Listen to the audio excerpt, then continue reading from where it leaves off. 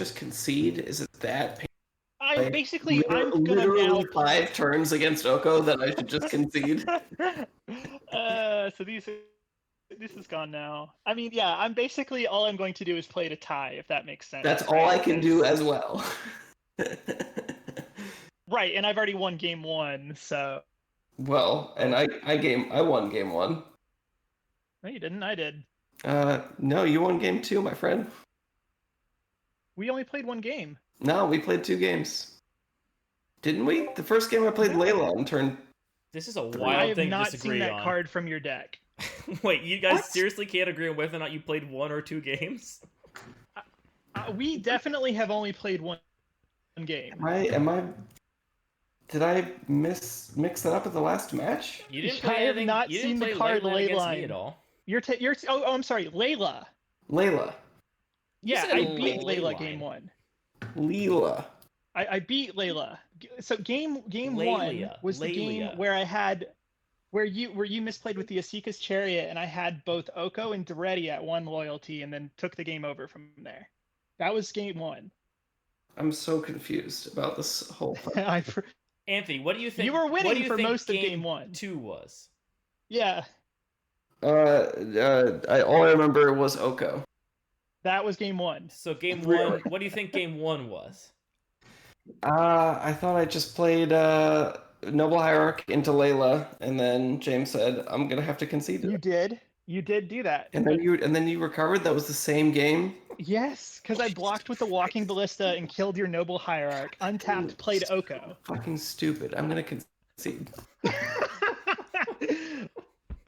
I really don't enjoy playing against Oko. Oh, I understand.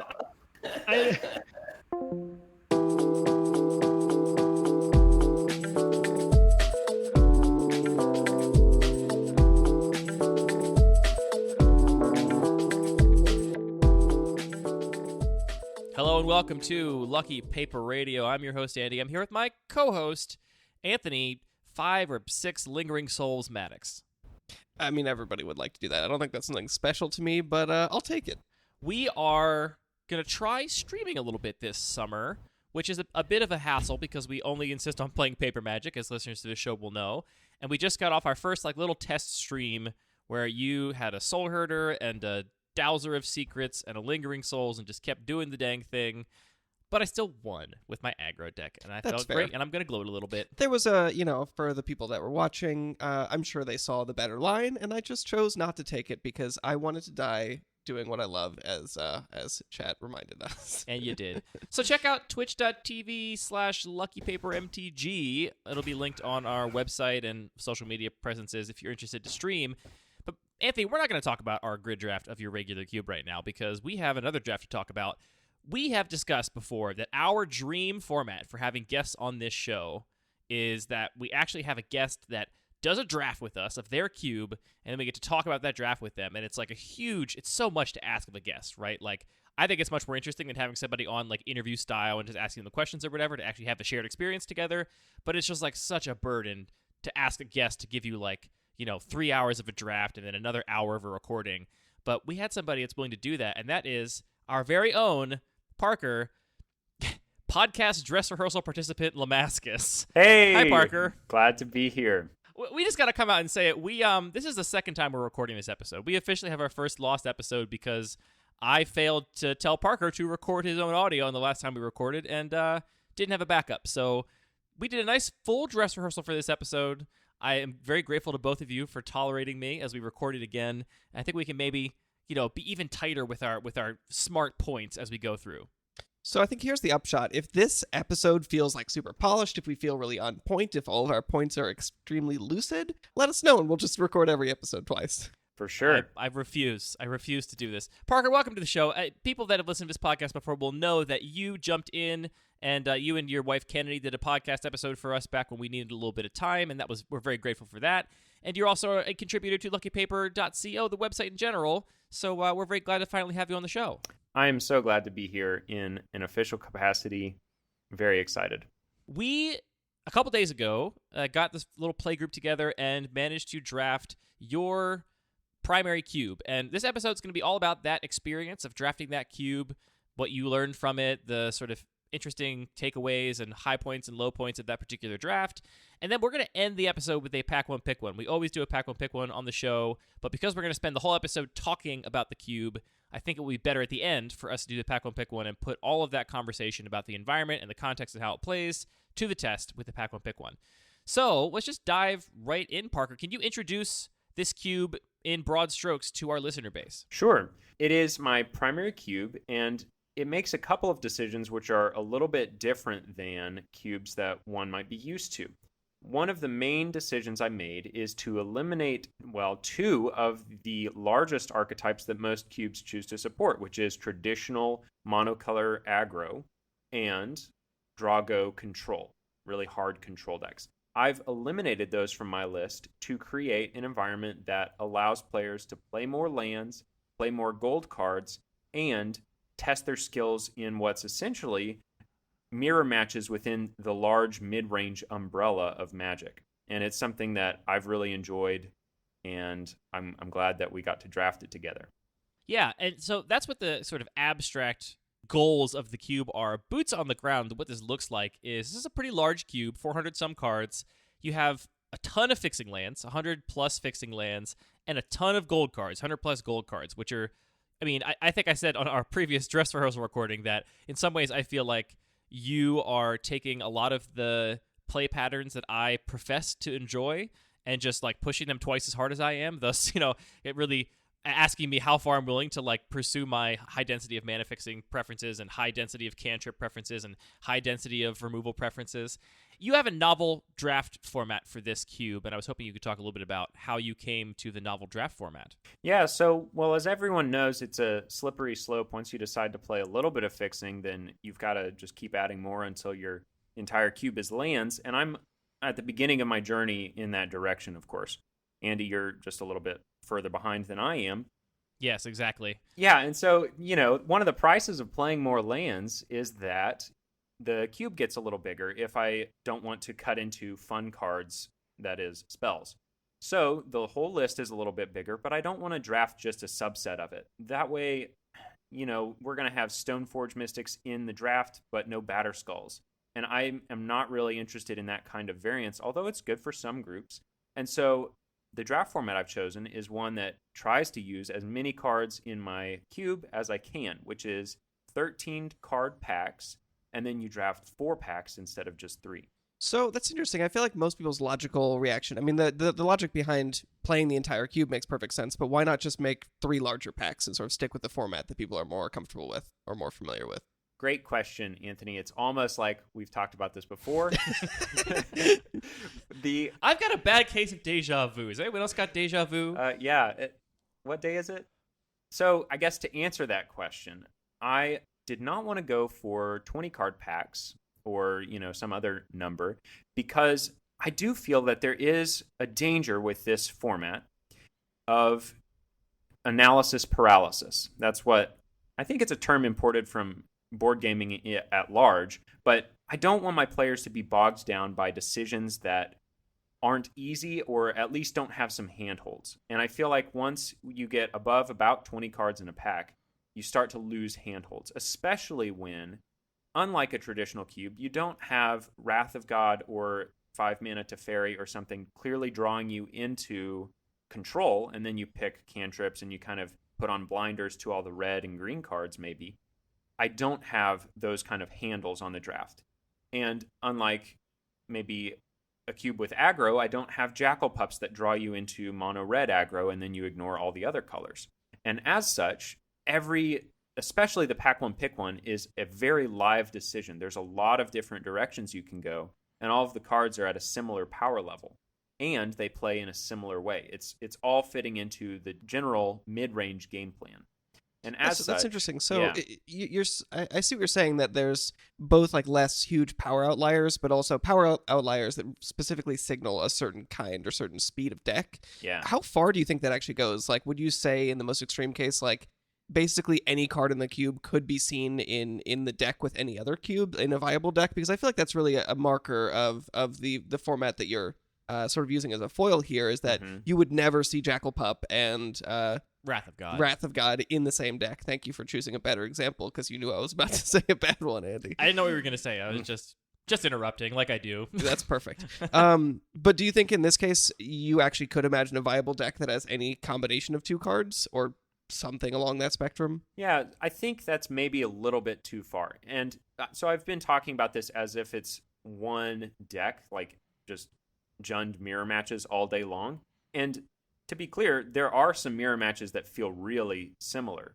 But I do support a little bit of texture within the mid-range umbrella. For example, Naya Zoo deck is a lot lower to the ground. It's not interested in playing board wipes, and it is trying to kill the opponent as quickly as possible, but it still fits into the general mid-range game plan of playing threats and answers, a mix of aggression and value. It's just that the mix is much more tilted towards aggression.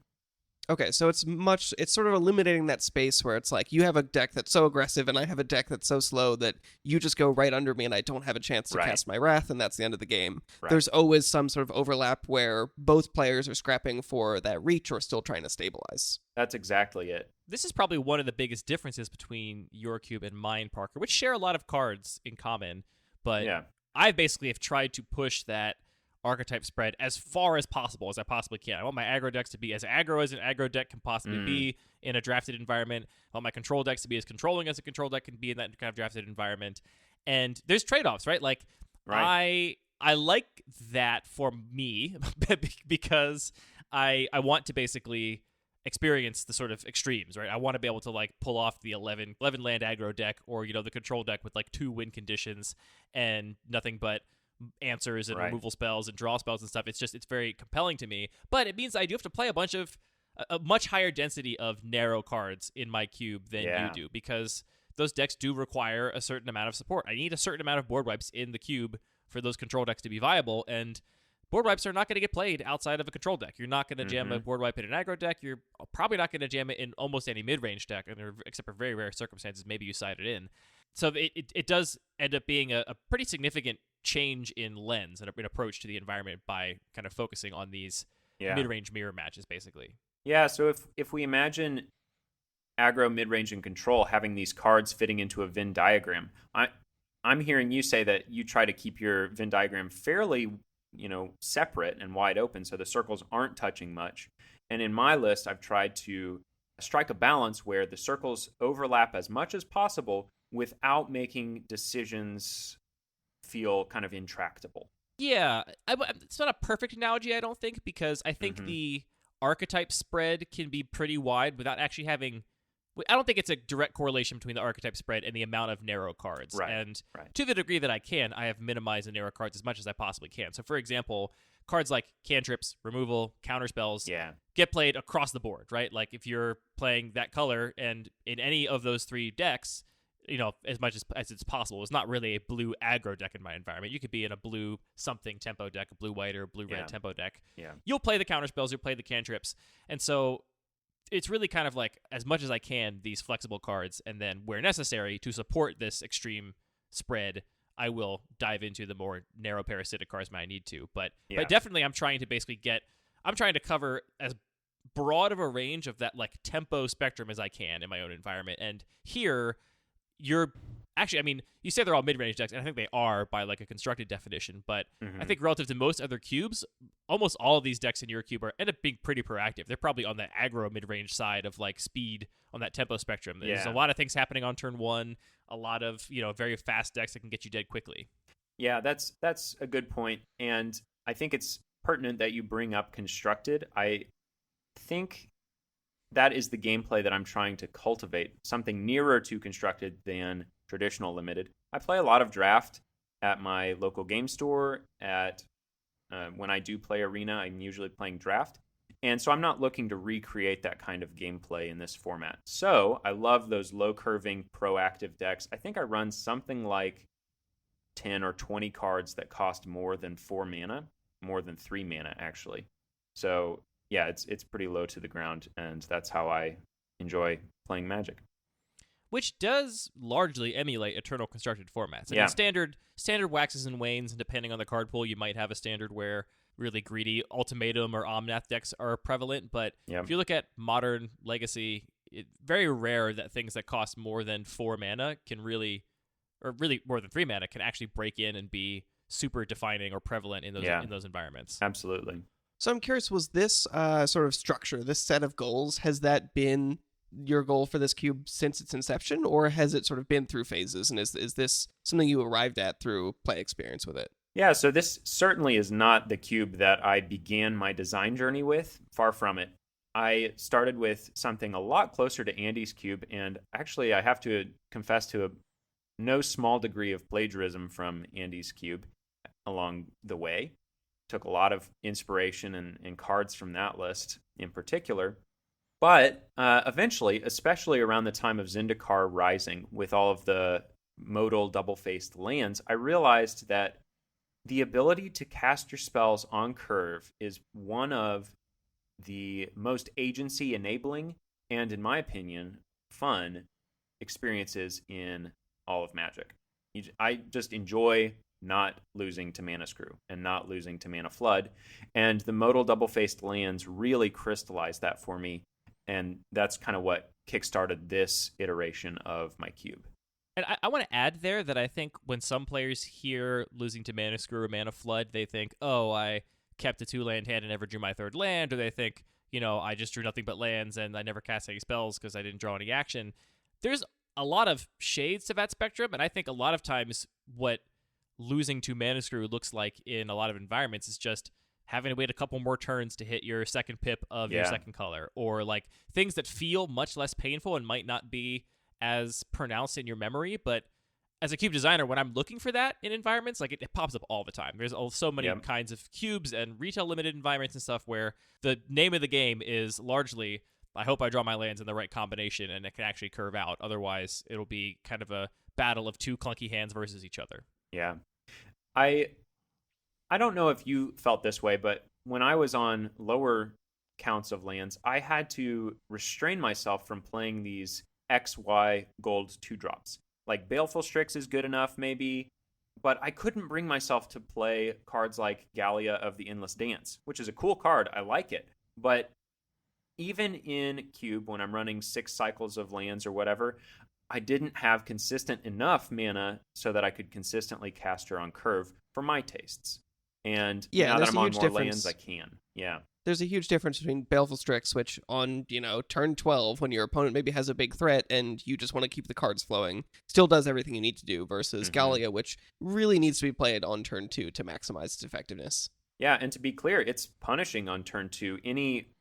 Whether we're talking Putrid Leech or Gallia or Bronzehide Lion, having a card that offers more than 2 power on turn 2 is pretty punishing, and it's good enough, but the question is, can you cast it consistently? The unreliability of those cards is definitely one thing that is keeping me from running as dense a gold section as you do, so I think that's definitely correlated directly to that density of fixing you have. The other thing, though, is a certain amount of narrowness in the draft, right? Like gold cards just go in fewer decks than monocolored cards, and so wherever possible, if I can get a somewhat similar effect, even slightly less powerful, but more flexible in a monocolored card, I'll take it. But here, I think you've gone deep enough on the fixing that, would you say that most of the time you're going to be drafting 3 colors in this cube? Is that like the median number of colors that a deck is going to be in this environment? Like 3 solid colors? Yeah, that's an explicit goal of the environment, is balanced around the idea of a 3-color deck, potentially 4 or 5. I do support the Niv to Light constructed deck in singleton form, and it's a blast when it comes together, but I'm balancing this high density of fixing with these extremely proactive Zoo decks, much like in the early days of Modern when Zoo was really dominant, and Wild Nacatl got banned. We're talking like that kind of pressure where you can't sit back on your laurels and just play lands and not play spells. So you still have aggro, but it's not, or I should say, we're all in shades of midrange, but the most proactive decks in your environment are still very fast, but they are not mono red, they're not mono white. They are Curd Apes and Wild Nacatls or Delvers of Secrets backed up by a bunch of burn spells or something. It's a different kind of proactive deck that always ends up being 2 or 3 colors, just like the slower mid-rangier decks are. Yes. I really enjoyed the amount of land fixing that was available. I ended up in Abzan tokens, which did fairly well, low to the ground, but the amount of dual lands that were in each of the packs that came in untapped allowed me to hit 3 colors fairly consistently, and it felt like I never really had to worry about my land. Here's something we didn't cover in our dress rehearsal, actually, but it's a question that I was thinking about. How do you think this incredibly high density of fixing and the fact that most players are going to play 3, maybe 3+ colors, how do you think that affects the overall dynamics of just drafting and identifying an open lane and having that sort of tension that like the color pie gives us, where you can only play a certain number of cards in your deck, and so you know if you're playing this color, you're going to have a weakness, and you have to kind of counteract that with the advantage of some other color. Like, do you feel like there's a fundamental difference in how this cube is drafted because of those expectations? Yeah, that's a great question. And I think I notice right off the top of my head 2 differences. The first is, it can be difficult. There can be some analysis paralysis if you don't have your decisions limited by your mana base. In prior iterations of my cube, I would start drafting mono red aggro, and eventually I'd get to a point where I had to lock myself in, or I was going to end up with 2 halves of 2 different decks, and it was going to be a train wreck, right? In this format, that doesn't exist, and that can make draft harder in some ways.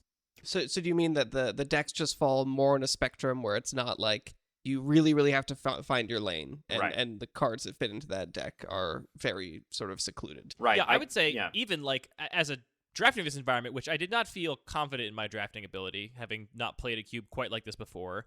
Drafting it, I didn't know if I had a lane, right? Like I even through the entire 4 packs of a draft, I was like, I identified basically one fairly open color, which was black in my seat.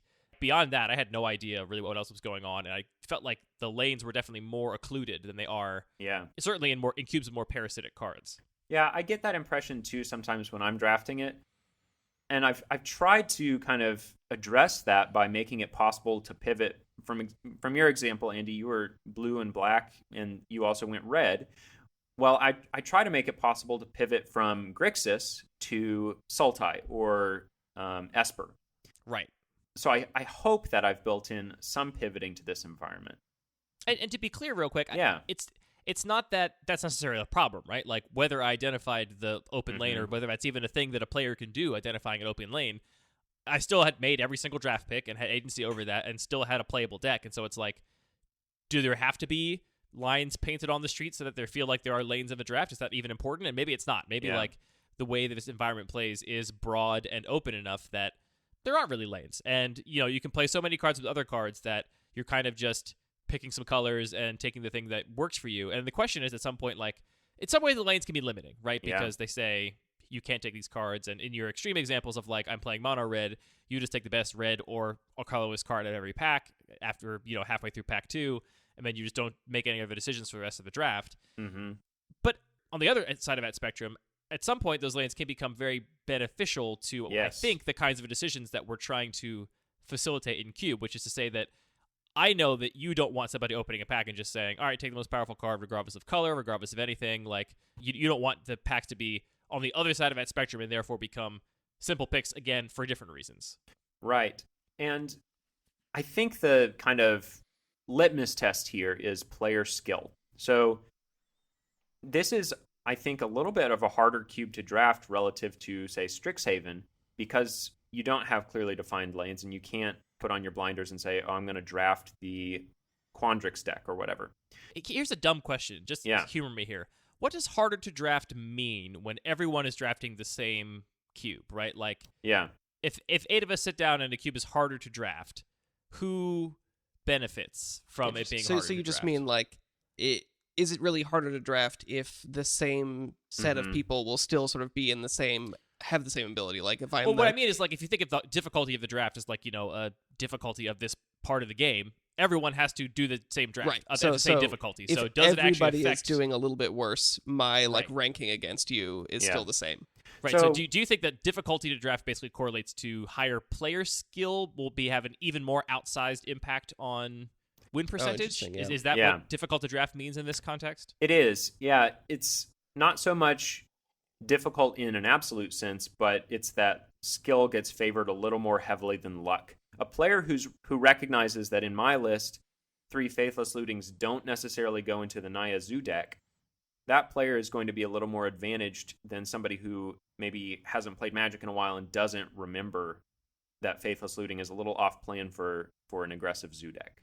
Sure. So that would be one example, yeah. That's something I thought about a lot, actually. This is kind of a little bit of a non sequitur, but that's what podcasts are all for. People often say that Cube is very difficult to draft relative to like retail limited. At least I've heard this parroted by lots of players before. Like, oh, Cube is way harder. You have to like, think harder. The cards are better or whatever. I actually wonder if we like take that definition we just provided and put it to the test, if that would prove to be true, because I feel like while it is in many cubes harder to draft like the peak, the best deck, right? Because it does require all of this specific knowledge of card interactions, and in the case like you mentioned here, Parker, like knowledge of how cards play constructed in internal formats and like these kinds of things. I also think that the floor is kind of a lot higher, because I mean, when a new player does a retail draft format, I mean, they end up with D's and F's in their deck. They just put cards that you should never put in your deck, which is the kind of thing that it's hard to happen in Cube. Now, to your point, Parker, maybe you're playing Faithless Looting in an aggressive deck. You could argue that's as bad as putting some draft D in your deck in like Strixhaven Limited. But I actually wonder if that range is actually narrower and Cube is actually quote unquote more difficult to draft than other kinds of retail environments or not. I think there are sort of two other facets to this, though. One is just that there could actually be more depth. Like, there's literally more complexity. You're dealing not with like a small set of combos more that you see potential decks, repeatedly. more potential matchups, more potential interactions between cards. And that's just like absolute complexity of cards. Most Cube designers are not including, the vanilla 2/3 for 3 that you'll come up with. I have a vanilla 2/2 in my Cube. Right, but it's more challenging because it costs 1, so you can see how that's a more difficult card to evaluate, and it's legendary. But so there is more complexity in the cards and the way that they interact, and similarly, if we are going to use Strixhaven as the comparison, they have Quandrix has their mechanic of the 8 lands matter and the fractal tokens, and each other college has their own deal, and once you learn that, you can sort of get a sense for it.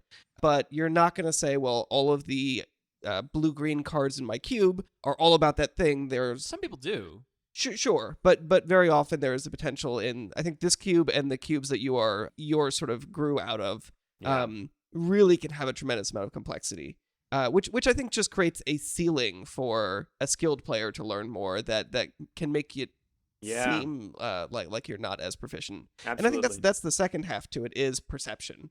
If I go into, again, a Strixhaven draft, I see a mechanic written on a card, and then I start seeing a couple more of that same mechanic, and I can start seeing how that fits together pretty quickly. Like, it'll hold your hand through it, so a competent player will figure out how to draft a modern limited set, which I think is overall a good thing. Yeah. The fact that there is all this complexity, that things might not be obvious, your hand isn't held through this cube and a lot of others like it, does actually make it feel more complex and harder to solve.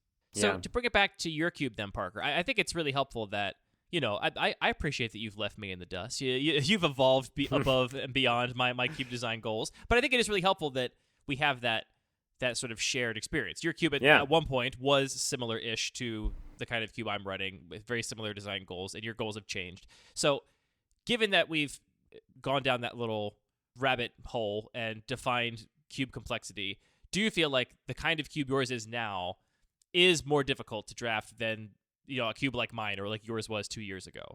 Yeah, I certainly perceive it as being more difficult. Not only, we're making more picks, we're making more counterintuitive picks, like picking your off-color dual land so that you can fetch it, so that you can turn on your third color in your deck.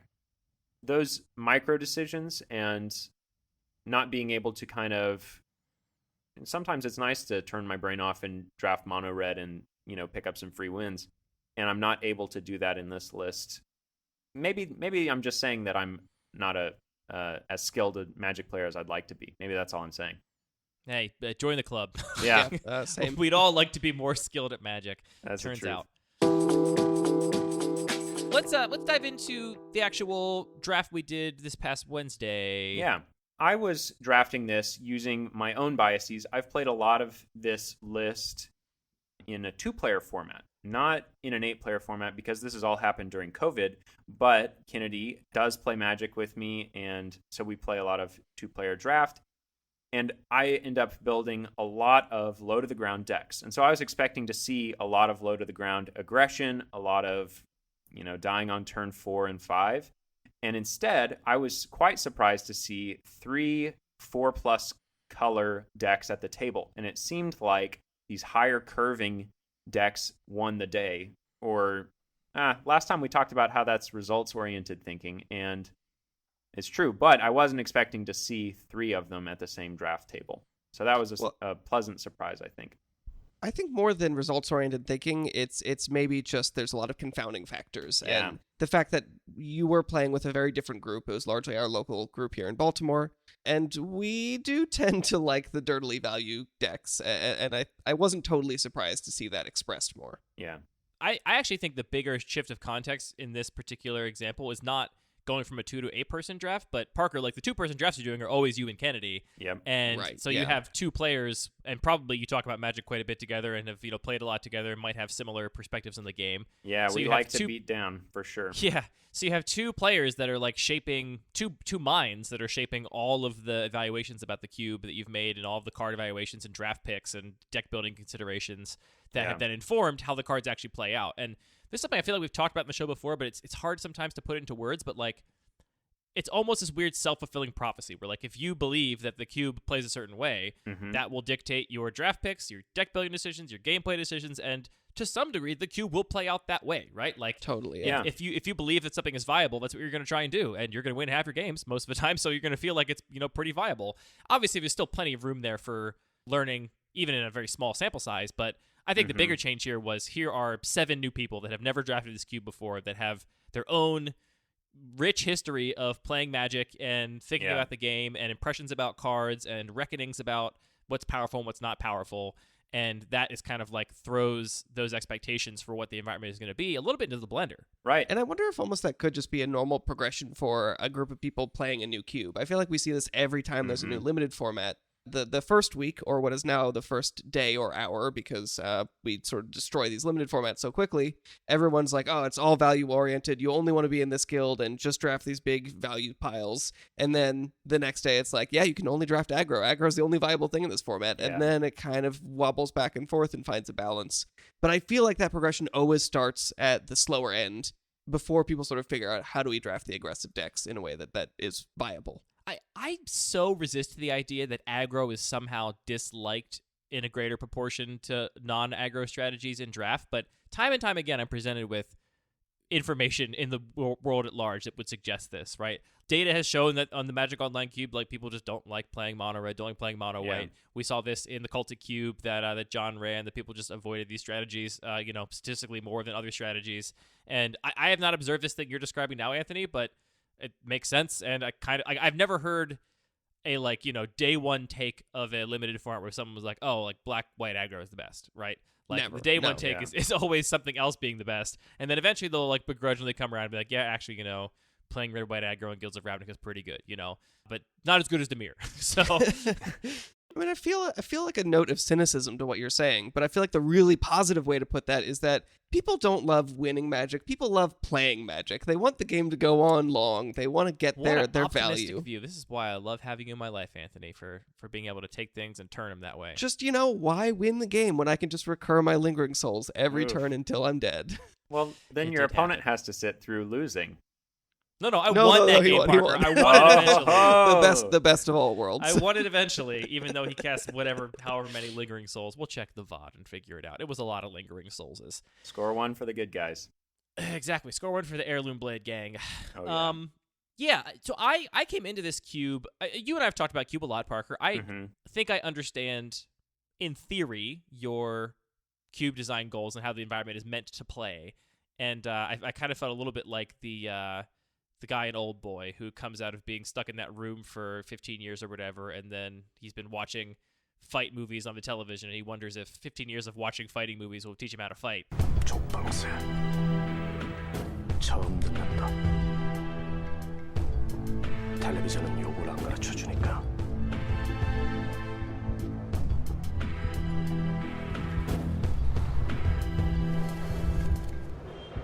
(10년) 동안의 상상 훈련. 과연 실전에 쓸모가 있을까? It's mind-boggling that that's the first time I've thought about Old Boy in the last couple weeks. Oh, I think about it a lot. Anyway, I felt like, has all of this thinking about this environment, will this furnish me with the skills to actually draft and play it? And so I came in, and I think I drafted pretty close to a Parker deck. I think basically what I'm saying is that I tried my best to, because, I mean, frankly, that's the kind of Magic I love. There's nothing I love more than combining little, relatively dinky cards and beating my opponent with them in combination rather than just playing big haymaker after big haymaker and having them, flounder under the weight of the power of my individual cards. So I had this like Grixis, I say Delver deck. I only had the one Delver because you, Parker, took my other Delvers, you jerk. Oh yeah. I had a Grixis Tempo deck is what I would call it. Lots of removal, lots of cantrips, couple big delve card draw spells. Win conditions were Living Out of the Last Hope, Young Pyromancer in most games, occasionally an Ethereal Forager, but get there. And I like my deck a lot. I definitely felt, as the games were playing out, that my deck, for all that it was emulating, constructed Magic to some degree. Like, these are cards and strategies that are like the idea of making a bunch of elementals off my Young Pyromancer with my cantrips is a very constructed, inherited idea.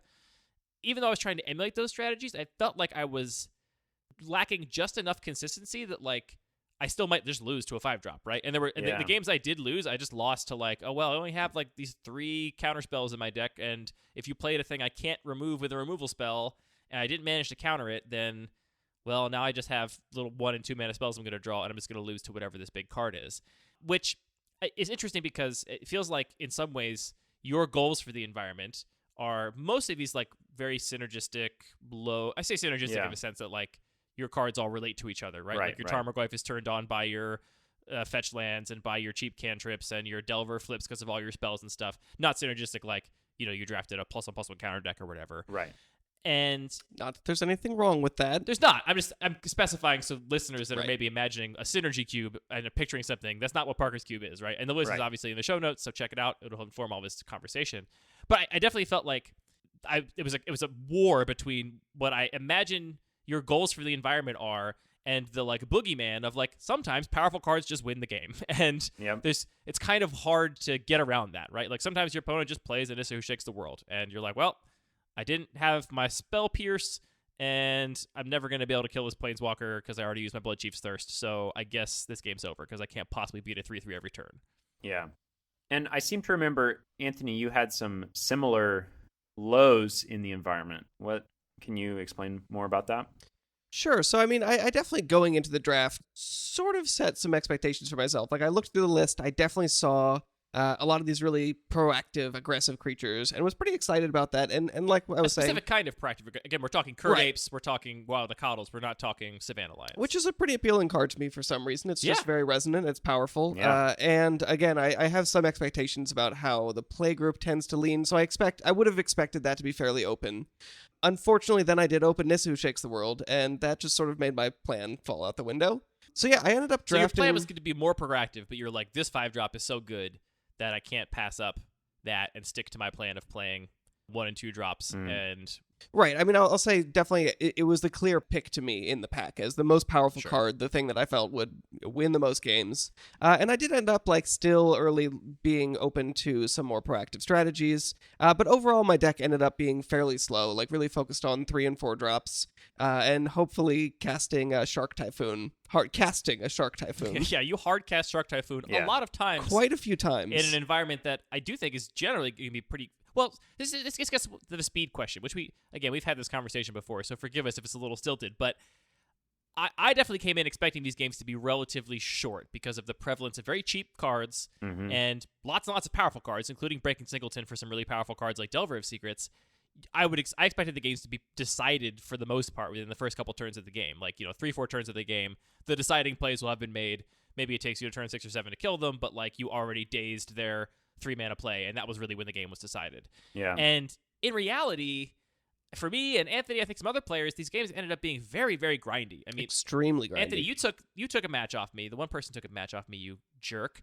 And the way you did it was I had a lot of removal spells in my deck. You had enough removal spells to answer the kind of few threats I had, and I often couldn't negotiate sequencing so that I could hold up counter magic to protect my whatever, and you would O-ring my Chandra in 2 games. And then we both just got to top deck mode, and you just were drawing better stuff. You had more high mana value cards in your deck, and we're just going to draw a little better. Now, I originally was like, we got to that top deck mode, and I was like, I'm favored here, surely. I have I have all these cantrips, I have Treasure Cruise, I have Dig Through Time, I have Ethereal Forager, which is kind of like a really slow Treasure Cruise. I was like, this is going to be great. I feel like I'm in a good position if we're at a total stall or like nothing on board. And I say a stall. We had nothing on board in both situations, basically. Until the one game where you cast a Shark Typhoon. And we were just top decking. But in both situations, you just drew 4 and 5 drops and just killed me. And that happened more often than I expected in this environment. It's sort of interesting that that's your perception of those games, because I really felt very differently. Like, I think I scraped by those matches by the skin of my teeth. And what it really came down to was you played Liliana, and I had a line to be able to cast a Restoration Angel, not blink anything, but just basically as a hasty flyer to surprise kill it. And I will say that's really how a lot of my games played out. I think every single game, without exception, ended up in top decking, where players had either a stall or a pretty empty board, and pretty empty hands, and it was just a matter of who drew a powerful Planeswalker. And really, almost every game came down to a powerful Planeswalker on one side of the board, whether that was an Oko, an Ashiok, a Nissa. And unfortunately, my opponents tended to have more than I had. One thing I like about cubes that focus on a type of gameplay is that they often ask a lot more of a particular kind of skill that the cube is hoping to highlight. In this mid-range cube, because the power band of cards was a lot narrower and the increased pool size, games felt more determined by your ability to read complex board states and find small edges in the multitude of 2-for-1s.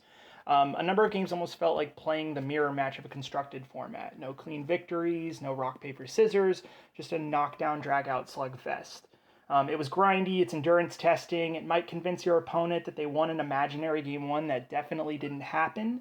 And while I'm not sure I'd have the fortitude to run this format consecutively a number of times, it was definitely a lot of fun, and I'd be happy to turn sharks into elks again. Parker, I'm curious to know how you synthesized this experience, right? I think you also had more games that were played out slowly and went to like top decking and grindy mode. Parker, you and I had some really grindy games where it was like, is Parker going to draw more action, or is Andy going to draw more lands first? Happened in a couple of our games. Yeah, or like to put it even more extreme, some of these games felt like the sort of thought experiment that I think Limited Resources is definitely described, of just if we just flipped our deck over, whose threats line up better with removal that the other player has. And a big factor of that is just that the games went fairly long, so we consistently saw a big portion of every player's deck. Yeah, so I think part of it was just the metagame and the matchup dynamics. So totally, yeah. I was playing fairly aggressively, so was Andy, so was my brother, who was also drafting with us, and we all lost our match 1. And so we were kind of in the bottom bracket, and then the slower decks were up, fighting for first place, essentially. Up in the rarefied air. Right, yeah. Where the good players are, I guess, not me and not Andy. Yikes. I mean, you say that, but I did not end up with a positive score. Yeah, so part of it was just the luck of the dice variance, in some way. Just variance with how things fell, right? Which is why we try not to be results-oriented in any of our thinking about Magic, right? Yeah. And so then the other thing I'll say is, towards that limited resources point, you flip your deck over and see whose removal works better. I've tried to construct this environment so that flipping the deck over results in a draw in some ways. My Vindicate answers your Nissa, and your Fatal Push answers my Tarmogoyf, right? And so that way, the person who wins isn't decided by the quality of the deck, but the skill of the pilot. And that's kind of, the Platonic ideal for this environment.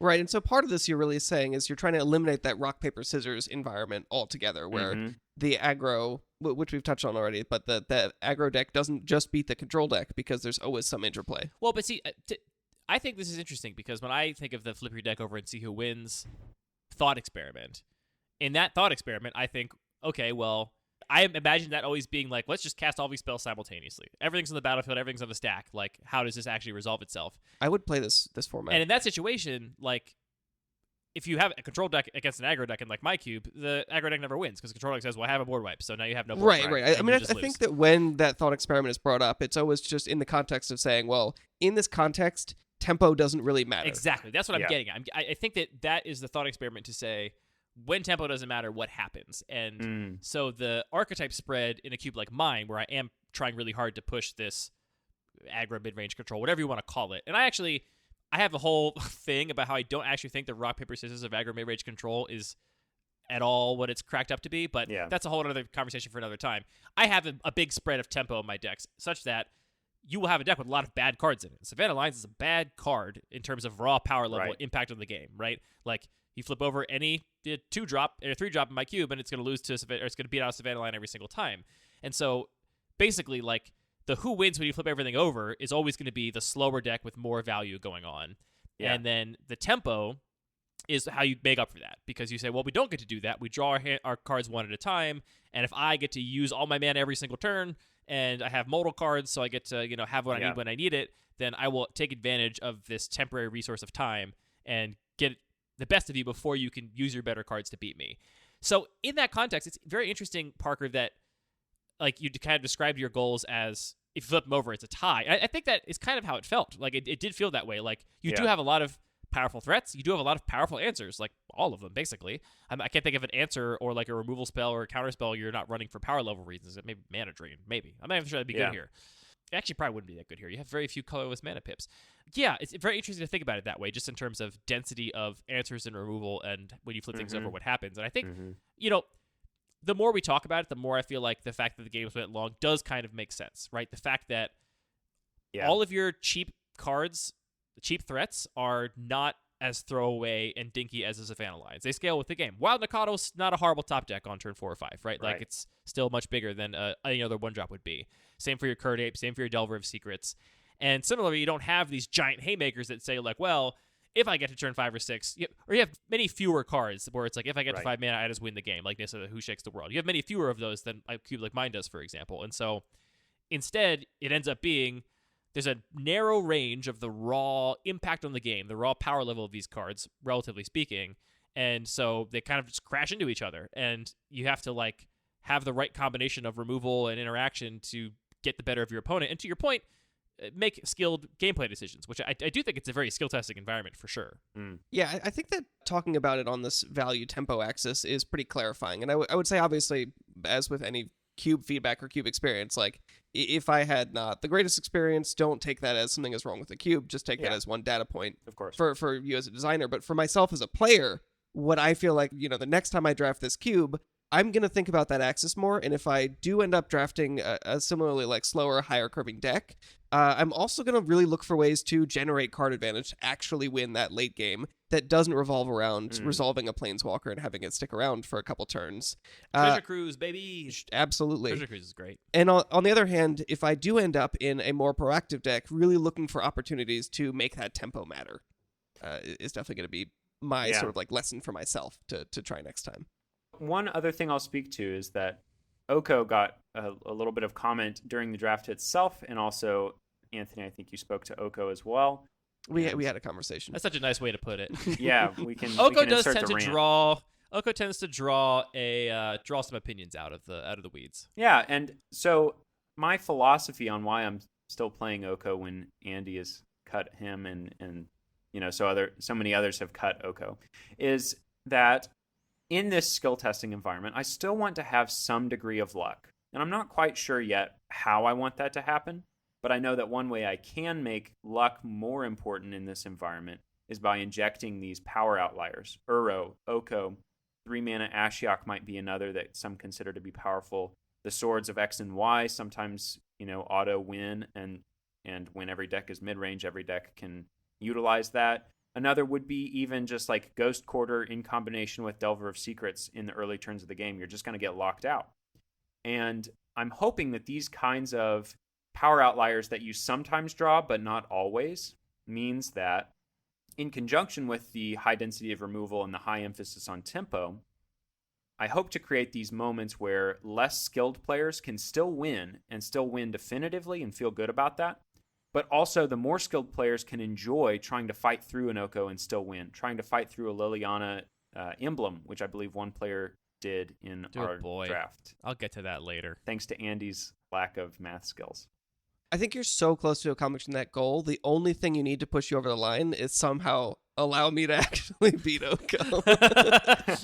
Well, I can give you one piece of advice. Draft Eliminate, and then draft cantrips to find Eliminate. Hold on one sec. I'm taking some notes. Writing this down. I kept Oko in my cube for probably longer than I should have. elicited the same kinds of groans that we got this time around. Pretty much every time it was played in my own cube as well. But the reason I kept it around, Parker, I resonated so much with what you just said about the joy of fighting through it. Because I did have a couple games where my opponent had a turn 2 or 3 Oko in my cube, but I was able to still pull out a win.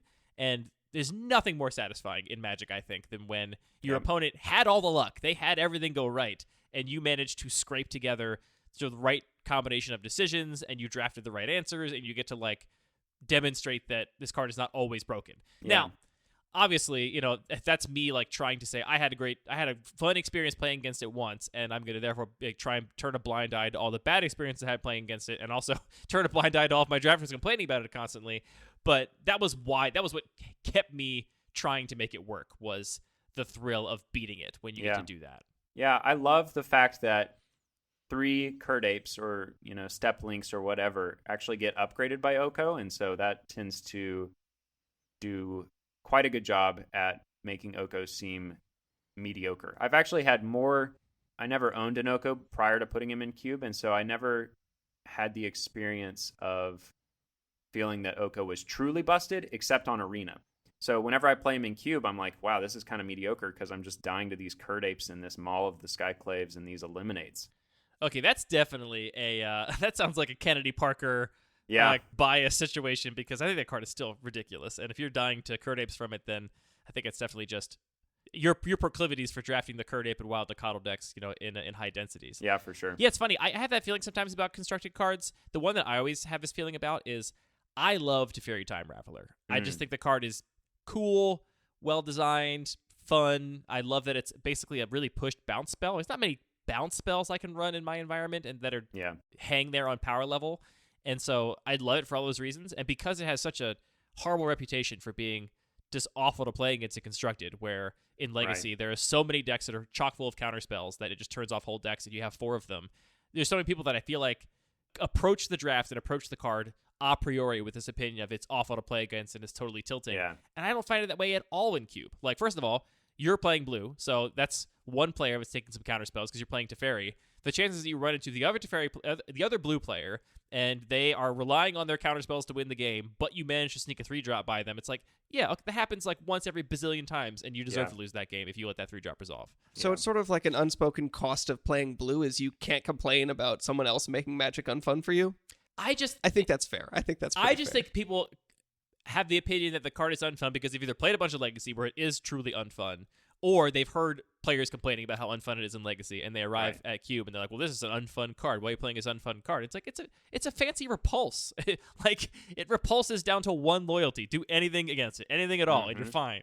Yeah, I mean, I think the upshot that people's external opinions from other formats really influence how they approach cards in Cube, which can just, we just have to take that into account, I think. Yeah, it happens. I had made a list here of a couple lowlights and a couple highlights of this particular draft, which I wanted to sort of point out. First, lowlights. I really only have... my biggest lowlight was... My Oko of the night was Clothis, which is a card that I saw spoiled and was like, seems powerful, but I also made the evaluation when it was spoiled that, like, I don't think I'm going to enjoy playing with this card. And I never tested it, which is kind of rare. Like, usually if a card is going to hang on power level in my cube, I'll at least test it to see if I'm wrong about how I think it'll play. A good example of that right now is Lelia, which is a card I don't think I'm going to like and keep around, but I'm testing for now to see how it plays out. And, man, playing against Clothis, Anthony had Clothis against me. This was actually similar to the Lingering Souls situation where you were the more defensive, bigger deck. You played this Clothis early and just, like, the game drug out forever. I did eventually manage to kill you. That was the one game I won, actually. It was against the card that I am going to now get on my soapbox about. But, yeah, the card is not my favorite to play against. It's just so non-interactive. Like, I didn't have any removal spells that could kill an indestructible creature, and I didn't counter it. And so I was like, well, now this Clothis is here the whole game. I guess I have to beat 2 extra life a turn and never get a graveyard for my delve stuff. So that was kind of a low light. The other low light is entirely my own fault, which is in my third match, I just neglected to bolt a bird because I'm an idiot. I was like, you know what? My opponent's going to play this Arbor Elf on their turn 2. They played a turn 2 Arbor Elf.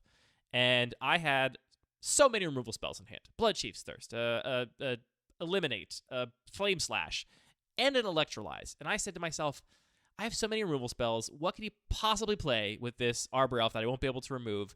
I'm going to wait and get full value by killing it with half an Electrolyze. And then, of course, he played a Johnny Vengeant and just took over the game, and I had to like try and grind out against Johnny Vengeant and eventually lose. So that was my own fault. Always bolt the bird. I deserve that for not following my own heuristic. I did have a lot of really high points in this draft, too.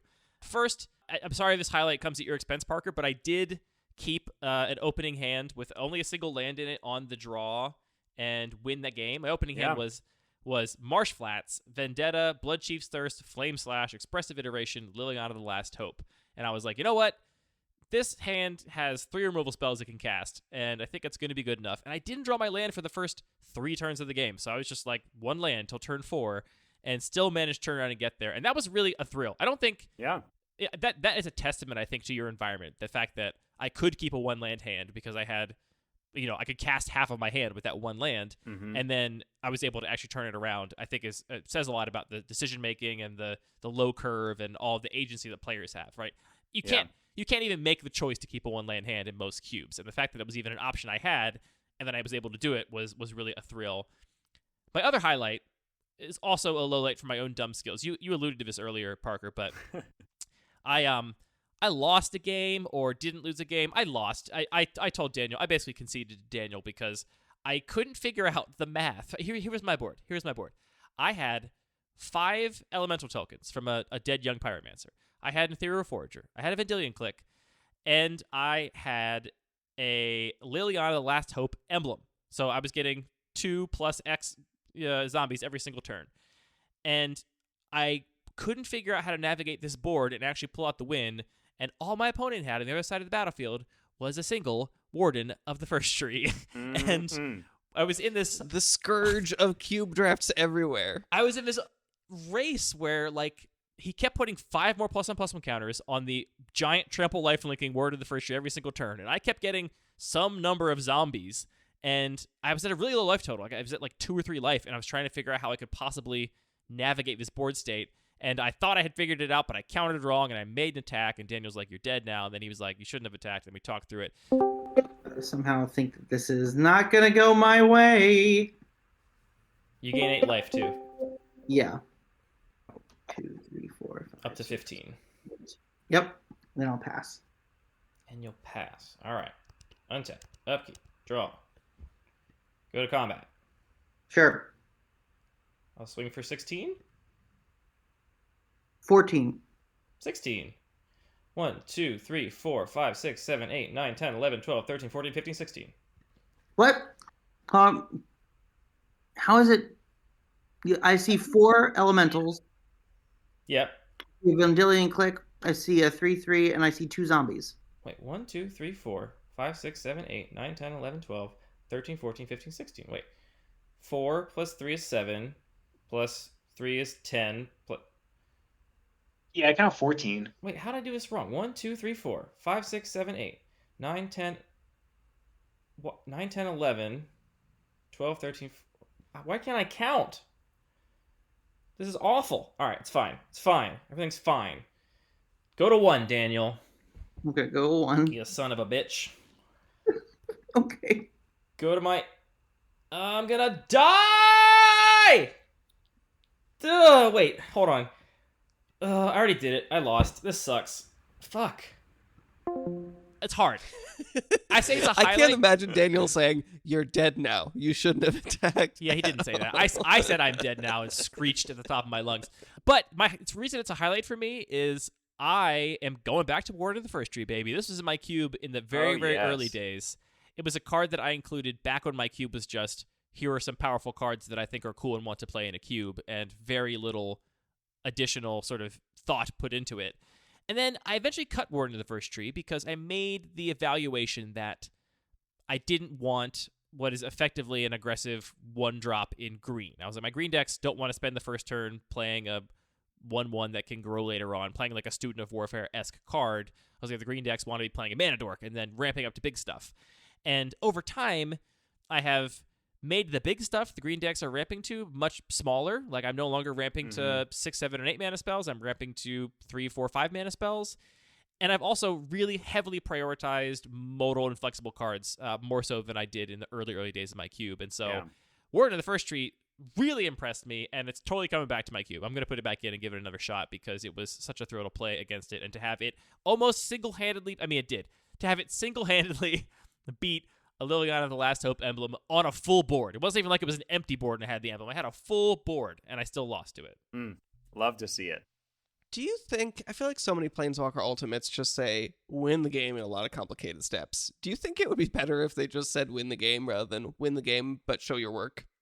No, I think it's fun. Like, especially on a card like Liliana of the Last Hope, which is a relatively easy emblem to get, all things considered. On account of the fact that she comes down on 3, protects herself, and ults in just 5 turns? That's entirely possible. Also, it's in a color where you're very often playing a lot of removal. So even if you plus her to protect her from one creature, you can remove the other ones. And I like that emblem doesn't say you literally win the game. Like, I like that it's like, all right, now you have a huge advantage. You did it. You got to the emblem, but, the game has changed. The game has changed! Do you have other highlights, lowlights, Anthony? I think we pretty much covered a lot of my experience already. I definitely did enjoy casting Shark Typhoon a few more times, and I think that, building around it in a little bit of a smarter way next time can definitely pay off a lot better, for sure. How many times did you cast versus cycle Shark Typhoon? Oh, I don't think I cycled it a single time. And I cast it plenty of times. But yeah, I mean, I don't want this to just degrade into a rant, but yeah, I had Shark Typhoon, cast an Asika's Chariot, attacked and started copying sharks, and then still lost to Oko. So, well, but you did the same thing against me and crushed me, if that makes you feel any better. It's fun when it works. I got crushed by that exact same curve of Shark Typhoon into Asika's Chariot.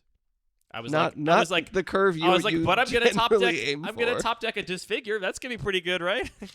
That'll help. Yes, please. Do you have any closing thoughts on the environment, Parker, and the experience drafting it before we go to our Pack 1 Pick 1? I don't think I have anything to add except that I'm grateful for the chance to draft this for the first time with a full 8-person pod of real people, not just Kennedy and I impersonating 4 people each.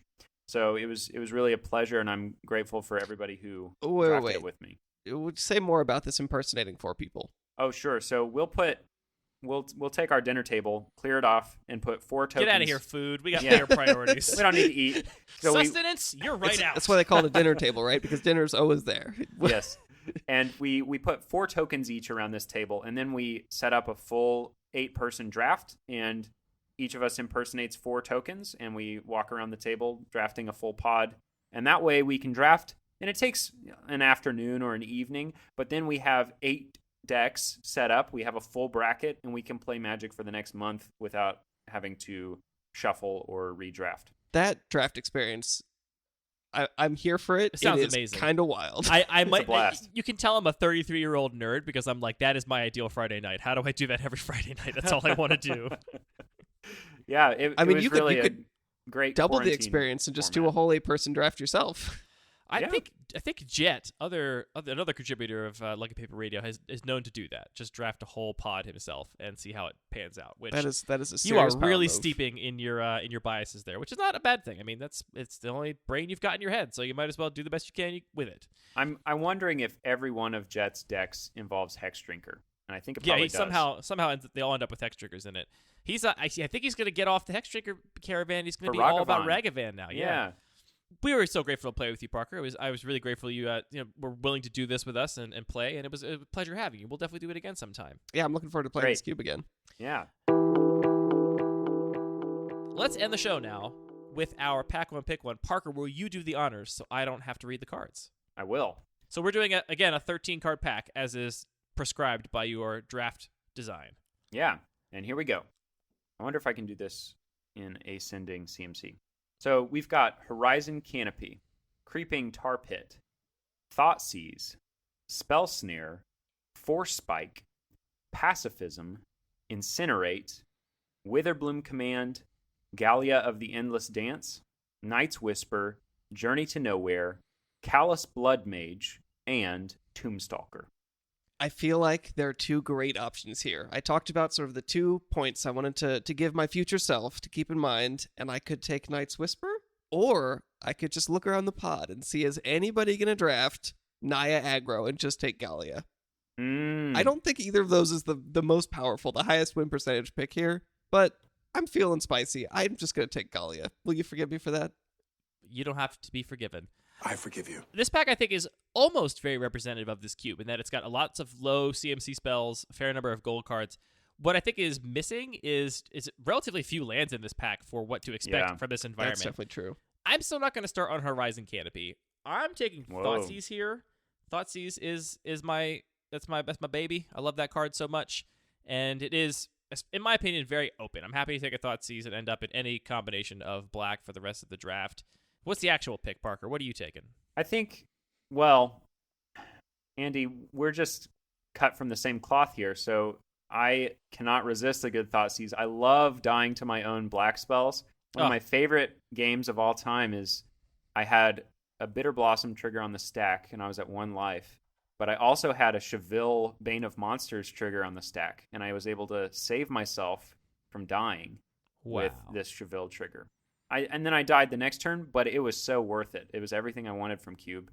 So I would go with Thoughtseize, and then absent Thoughtseize, I would probably pick up a either second tier removal spell like Journey to Nowhere, or I would like Anthony shoulder into the Naya aggro lane. Wow, that's very generous of you. Real quick, just read us Galia the Endless Dance, because I feel like that's a card maybe not all people are going to know.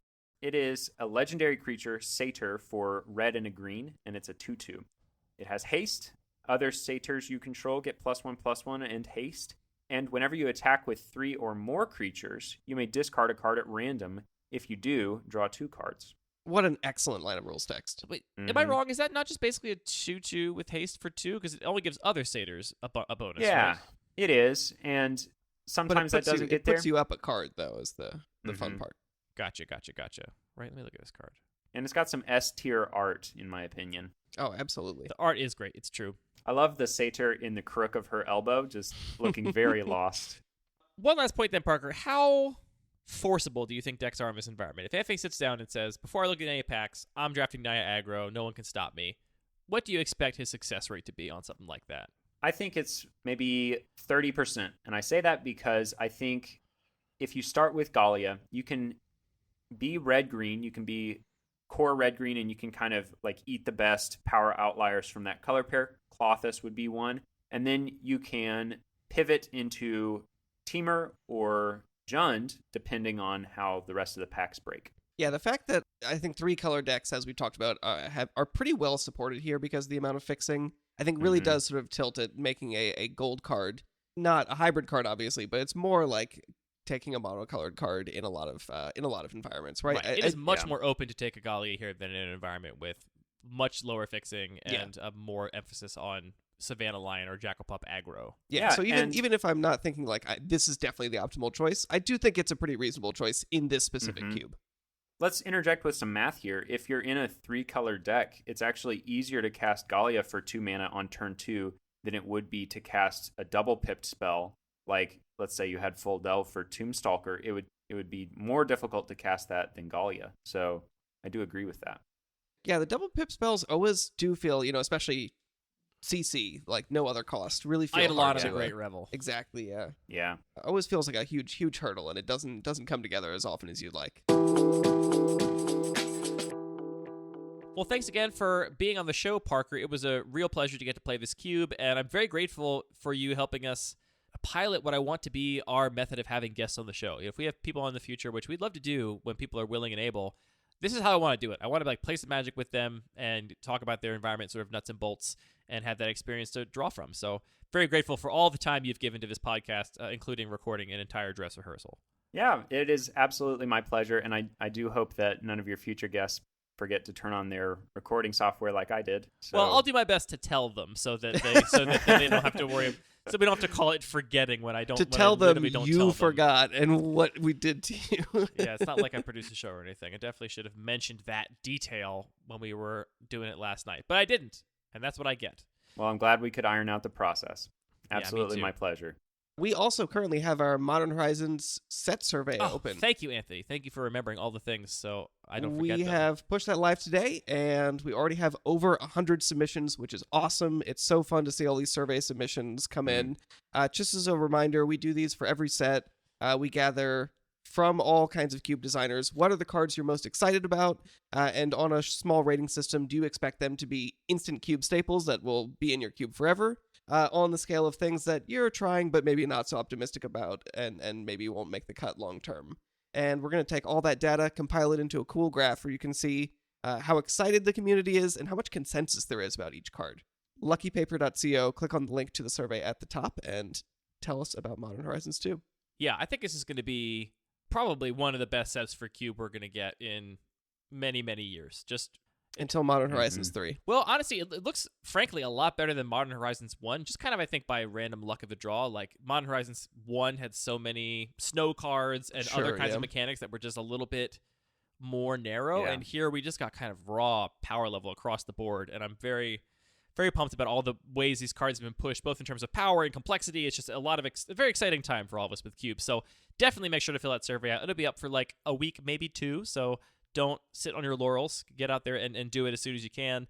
And quick FAQ, we get the question a lot, hey, my cube is so weird and dumb and different, you probably don't want my data. Yes, we do. We want your data. We want all the data. The whole point of this is to highlight the breadth and depth of the cube community, not to somehow make some canonical list of the best cube cards. That is not the goal. So if you've got your devoid cube, if you've got your, what's the cube you have every time it submits? The one-drop cube.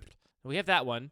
I believe there's one that has a single letter. There's one with a linguistic limitation on the card. Alliteration cube. The alliteration cube. That's so good. The alliteration cube is great. We want all the stuff because, I mean, honestly, I think it's interesting to then see how these cards end up shaking out, where like some cards just fit a lot of arbitrary cube limitations and cube design philosophies, and it's very interesting to see that happen. So we want all the data. Give it to us. Give us the sweet, sweet data. And there is a little comment field. If you want to leave a little note about why your cube is cool and weird and why you're making some of the decisions you're welcome to. That helps us sort of color the article that we write a lot and also is ultimately published so other people looking at the data can see. But also, your time is precious. Don't feel the need to write a story.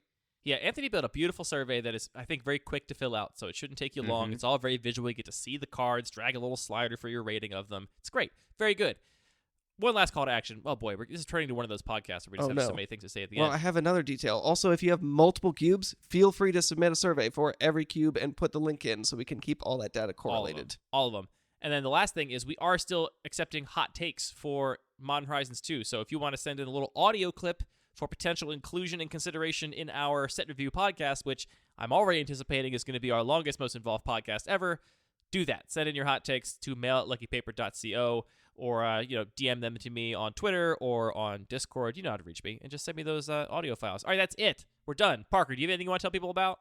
I do not. If you have any questions about this cube that we discussed, you can find me on Riptide Labs or in various cube discords. I go by Land of Mordor in those fora.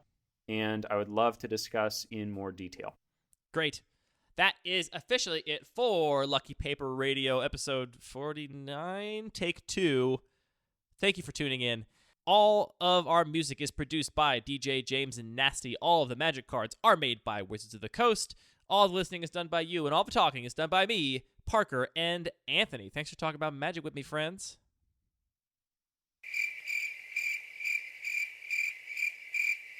Nobody's gonna say anything. Neither of We're gonna leave you hanging.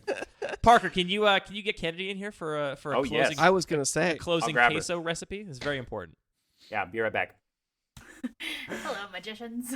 Hi. I believe mage is the politically correct term. Kennedy, welcome back to the show. Thank you for stepping in when needed before. That was very gracious of you. And people are dying for more of your great recipes. Of course. I'm flattered. I hope everybody has had a taste of Southern goodness. If you didn't make the last recipe Kennedy gave out, you have to unsubscribe from the podcast. I'm sorry, you're banned from listening. Whoa. That could be a lot of bans. What do you have for us today, Kennedy? Okay, so today I've got a follow-up recipe to the salsa. Ooh, a matched pair, a little combo. Queso synergy. blanco, yes. So it's queso blanco, and you'll need the salsa. But if you don't have it, that's okay. All right. Yeah, so start with the salsa, make the salsa, and then on the lowest heat possible, I put a pound of white American cheese, a package of cream cheese, and half a cup of the salsa in to melt. And then you can do all kinds of other optional things. I just kind of throw in whatever else I'm feeling. Sometimes it's some cumin, sometimes it's paprika. I usually put like a clove or a half teaspoon of garlic in. Sometimes I throw extra green chilies. But these are all jalapenos. optional. This is Those not, are all this is not optional. required. Right. The required is the cheese and the salsa and probably some salt. There you go. Is that it then? That's it. If you like it more runny, you can always put in a little bit of milk. Otherwise, I love low a heat. recipe stir. like this. You know, just like we talk about with Magic cards, everything is a spectrum, and this recipe isn't a hard, fast list. You make everything about Magic cards, It's Anthony. a technique. It's a whole. Here's the foundation. Here's the structure, and here are the knobs you can turn to really make the queso that you need today. It's true, and the queso you need is always white, just like the best color in Magic. Hot take. Wow, you're gonna get a lot of letters about that. Can you give out your your Twitter credentials so you can get dragged for that? So I'm not getting all these tweets at me. No, sorry, I don't have a Twitter. All right. Well, thank you, Kennedy. That was very gracious of you to come back and share a recipe. What are you primarily doing with this queso? You dipping chips? You putting it on top of stuff? What are you doing with this primarily? She just walked away. I think she took offense at the white is not the best color comment. Yeah, fair enough. You know what?